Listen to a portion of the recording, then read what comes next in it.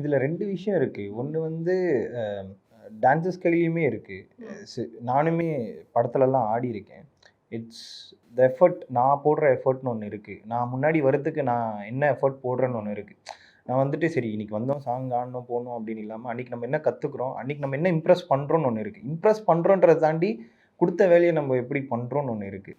அது நம்மளோட செல்ஃப் ஒரு மேட்ரு ஒன்று இருக்குது. நம்ம என்னவா ஆக போகிறோன்றது வந்து நோக்கி இப்போ நான் வந்து பிருந்தா மாஸ்டர் சாங்லாம் போகும்போது பொன்னியின் செல்வனில் ஒரு 2-3 சாங் நான் ஆடியிருக்கேன். பின்னாடி ஆடியிருக்கேன். அந்த கெட்ட போட்டுலாம் ஆடிருக்கேன். நான் இன்ஸ்டாகிராம்லாம் போட்டிருக்கேன்.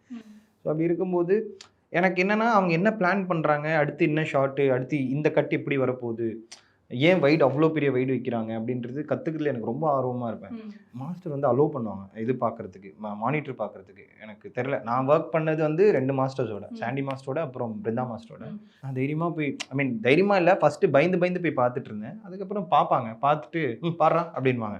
அப்போ போய் பார்த்துட்டு ஓகே மாஸ்டர் அப்படின்ட்டு ஓகே அப்படின்வாங்க. ஸோ அந்த மாதிரி அலோவ் பண்ணுவாங்க. ஸோ இட்ஸ் நீ என்னவா ஆக போகிற அப்படின்றது அங்கே ஒரு ஃபைட் ஒன்று இருக்குது.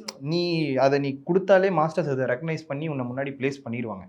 நீங்கள் பேக் அடிச்சிங்கன்னா பேக்கில் தான் இருக்கணும்.